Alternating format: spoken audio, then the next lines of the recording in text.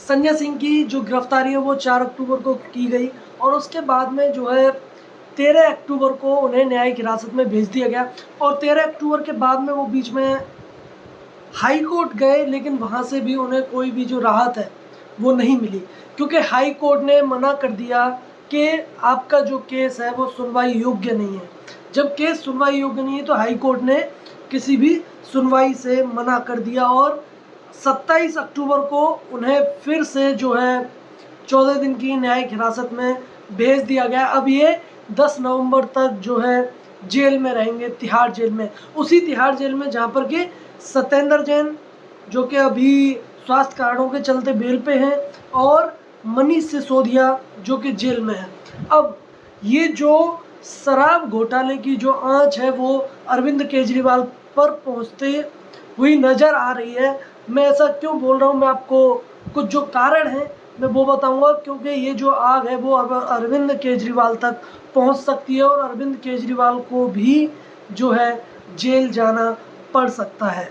अब इसमें मैं आपको मुख्य जो 5 कारण है मैं आपको वो बताऊंगा कि जो संजय सिंह है जो कि मीडिया के सामने कहते थे कि अगर दम है तो ईडी को मेरे घर भेजिए, और उसके बाद में जो है वो जो पोस्टर्स हैं वो उन्होंने लगाया हुआ था कि फक्कर सिंह के घर में ईडी का स्वागत है। तो इस तरीके के जो पोस्टर्स थे वो भी उन्होंने अपने घर के बाहर लगाए थे और ईडी उनके घर पर पहुंच गई। अब ईडी ने वहाँ पर क्या मिला, ये हमेशा मीडिया में आकर कहते हैं कि ईडी को हमारे घर पर कुछ भी नहीं मिला और ना ही ईडी कुछ भी सर्च कर पाई। लेकिन जो है ये देखिए, इन्होंने जो सेम बात है वो मनीष सिसोदिया के केस में कही, सत्येंद्र जैन के केस में कही कि हम लोग जो हैं कट्टर ईमानदार हैं, ये हमें परेशान करने के लिए ये सारा काम किया जा रहा है। अब जब कोर्ट में ये केस चल रहा है इतने समय से, तो कोर्ट से भी जो बेल है वो क्यों नहीं मिल पा रही है, तो कहीं ना कहीं जो ईडी का जो पक्ष है वो ज़्यादा मजबूत है बनस्पत इन लोगों के, जो आम आदमी पार्टी के लोग हैं। तो मैं आपको जो 5 कारण है मैं आपको वो बताता हूँ कि संजय सिंह को, मतलब ये जो केस है वो किस तरीके से अरविंद केजरीवाल से जाकर जुड़ता है और अरविंद केजरीवाल का भी नंबर लग सकता है। तो इसमें जो है पहला जो वो है कि जो पैसा है जो कि रेस्टोरेंट और बार ओनर से इकट्ठा किया गया था और आम आदमी पार्टी के लिए ये जो पैसा है वो इकट्ठा किया गया था कि उसमें एक चंदे के तौर पर ये पैसा है वो दिया जाएगा। तो क्या जब ये पैसा इकट्ठा किया गया तो क्या ये अरविंद केजरीवाल को पता था या नहीं पता था? अगर पता था तो कहीं ना कहीं जो है केजरीवाल है वो भी डायरेक्टली इन्वॉल्व नहीं कि इस पैसे के बदले हमें उन रेस्टोरेंट और बार ओनर्स को क्या देना है। तो कहीं ना कहीं मुझे जो लगता है वो पता ही रहा होगा। और अगर मतलब कि इससे ये दिखाता है कि जो अरविंद केजरीवाल है वो डायरेक्टली इन्वॉल्व है। अगर अरविंद केजरीवाल को इसके बारे में नहीं पता है तो ये दिखाता है कि आम आदमी पार्टी में जो भी हो रहा है, क्या ऐसा हो सकता है कि पार्टी में इतना बड़ा जो चंदा है वो आए और अरविंद केजरीवाल को पता ही ना लगे? क्योंकि इस तरीके के जब चंदे दिए जाते हैं वो इतने बड़े अमाउंट में, तो कहीं ना कहीं जो है वो कुछ ना कुछ फायदे के बदले में दिए जाते हैं।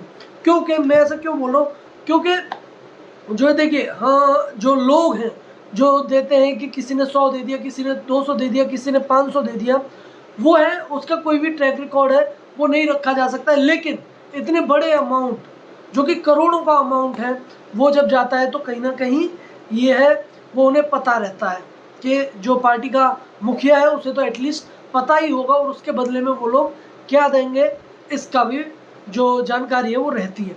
अब अगर अरविंद केजरीवाल को नहीं पता था तो क्या आम आदमी पार्टी में कुछ भी हो रहा है और अरविंद केजरीवाल को पता ही नहीं चल रहा है, मतलब कोई कुछ भी कर रहा है, तो इससे ये दिखाता है कि अरविंद केजरीवाल की जो पकड़ है वो आम आदमी पार्टी पर कमजोर हो गई है। ये मैं कब बोल रहा हूँ, जब अगर उन्हें नहीं पता है तो। लेकिन ये मुझे नहीं लगता है कि ऐसा हो सकता है कि अरविंद केजरीवाल को पता ना हो। अच्छा, अब आता है जो कॉल का जो रिकॉर्ड है, CDR कॉल डेटा रिकॉर्ड जो है वो दिखाता है कि जो संजय सिंह है उनकी जो कंटिन्यूसली दिनेश अरोड़ा से जो बातचीत है वो हो रही थी। जब दिनेश अरोड़ा से कंटिन्यूसली बातचीत हो रही थी, इतना मोटा जो लेन देन है वो हो रहा था, दिनेश अरोड़ा से बोला जा रहा था कि जो है बार ओनर्स और रेस्टोरेंट ओनर्स से पैसा है वो इकट्ठा करके जो है दिया जाए आम आदमी पार्टी में चंदे के तौर पर। उसके बाद ही जो ये जो नीति है, शराब नीति है, वो लाई गई। तो इन दोनों का जो है कंटिन्यूसली बातचीत हो रही थी। इस बातचीत का क्या मतलब है, इस बातचीत के क्या मायने कि अगर जो संजय सिंह हैं, जो कि अब ये कह रहे हैं कि दिनेश अरोड़ा को वो नहीं जानते, तो उसके साथ में फोटो कैसे आ जाते, कैसे वो उप मुख्यमंत्री मनीष सिसोदिया और अरविंद केजरीवाल से दिनेश अरोड़ा को मिलवाते हैं। क्योंकि देखिए दिनेश अरोड़ा जो है वो एक कहीं ना कहीं एक जो बिजनेसमैन है वो है, लेकिन जो अब दिनेश अरोड़ा सरकारी गवाह बन गया है। अब दिनेश अरोड़ा जो पत्ते हैं वो इन लोगों के खोल रहा है, चाहे वो संजय सिंह हो, अरविंद केजरीवाल हो और मनीष सिसोदिया हो। तो उसी को लेकर जो है ये जो बात है वो बार बार जो है बाहर आ रही है कि किस तरीके से जो CDR है वो दिखाता है कि जो लोकेशन है वो भी दोनों की सेम है। जिस दिन की ये जो लेन देन है वो हुआ है, जिस दिन लेन देन हुआ है उस दिन की जो लोकेशन है वो दिनेश अरोड़ा और संजय सिंह की वो सेम है। हमें पता है कि ईडी ने ये जो है कोर्ट में भी बोला था, जब 13 अक्टूबर को जब सुनवाई हुई थी, कि संजय सिंह ने CDR पर साइन करने से मना कर दिया है। वो उनका ये कहना है कि ये कहीं ना कहीं फर्जी हो सकता है। अगर वो फर्जी है तो कैसे जो है ईडी है उसे पंजाब से इतना बड़ा जो डेटा है वो मिलता है, कई GB का डेटा है, जैसे कि फिल्टर आउट करके तमाम जो चीज़ें हैं वो निकलेंगी। और एक और चीज़ है जो मैं आपको बता देता हूँ कि संजय सिंह के घर में ईडी के जो क्लासिफाइड डॉक्यूमेंट्स हैं, जो कि ईडी के अलावा किसी के और के पास नहीं होने चाहिए, तो वो संजय सिंह के घर पर कैसे मिलते हैं और संजय सिंह के घर पर कौन लाता है? क्या कोई ईडी का जो बंदा है वो इनके साथ में मिला हुआ है? क्या कोई व्यक्ति ऐसा था ईडी की तरफ से जो कि लगातार जो जानकारियां हैं वो संजय सिंह को दे रहा था? जब ये लोग कहते हैं कि इनके घर पर कुछ भी नहीं मिलता है, तो इस तरीके के जो डॉक्यूमेंट्स हैं वो तो मिले हैं, उसके बारे में मीडिया में आकर नहीं बताएंगे। ये कहते हैं कि जो ईडी है वो ऐसे ही जो सर्च है वो करती है, उसे हमारे यहाँ से एक भी पैसा है वो नहीं मिला है। अच्छा, जब किसी को पता है कि ईडी यहाँ पर छापेमारी करने वाली है, तो वो व्यक्ति अपने घर में जो पैसा है वो क्यों रखेगा? ये तो एक सीधी सी बात है। अब आते हैं जो तीसरा जो कारण है वो है व्हाट्सएप की जो चैट्स है।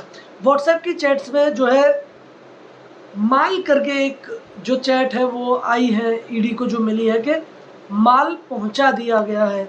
इसका जो दिनेश अरोड़ा है उसकी तरफ से ये जो मैसेज है वो किया जाता है। अब उधर से जब जो संजय सिंह है उनकी तरफ से जो रिप्लाई आता है वो ये आता है कि माल तो नहीं पहुंचा। फिर इधर से जो दिनेश अरोड़ा है वो कहता है कि अपने बंदे से पूछो, मतलब कि जो वहाँ पर काम करता है, ये शायद विवेक त्यागी भी हो सकता है और सर्वेश मिश्रा भी हो सकता है, तो ऐसा भी हो सकता है। लेकिन फिर उधर से संजय सिंह थोड़ी देर बाद रिप्लाई करते हैं कि हाँ माल पहुंच गया है। तो इसका क्या मतलब, क्या है ये माल? क्या है माल? ये वही माल है जो कि पैसे दिनेश अरोड़ा ने संजय सिंह के घर पर जो रेस्टोरेंट और बार ओनर से इकट्ठे कर कर पहुँचाए हैं। अब जो 32 लाख, चौथा जो कारण है वो ये है कि जो 32 लाख रुपए का जो चेक है, 32 लाख का चेक है, वो किसके अकाउंट में गया? जिसके अकाउंट में गया उसकी जो, देखिए जो ये 32 लाख रुपए के 2 चेक हैं जो कि साइन किए गए, अब वो चेक कहीं ना कहीं तो गए होंगे। अब वो किसके अकाउंट में गए? क्या वो उस व्यक्ति को पता था कि किसके कहने से ये जो पैसा है वो आ रहा है? अब वो जो व्यक्ति है, सबसे बड़ी जो बात है वो ये है कि वो व्यक्ति कौन है जिसके अकाउंट में ये जो पैसा है वो गया है। अब ये जो एक विवेक त्यागी है जो कि इनके घर पर पांचवा जो कारण है वो ये है कि संजय सिंह की जो रिहाई है वो काफ़ी मुश्किल हो जाती है। तो विवेक त्यागी है वो पार्टनर कैसे बन जाता है अरोड़ा की कंपनी में?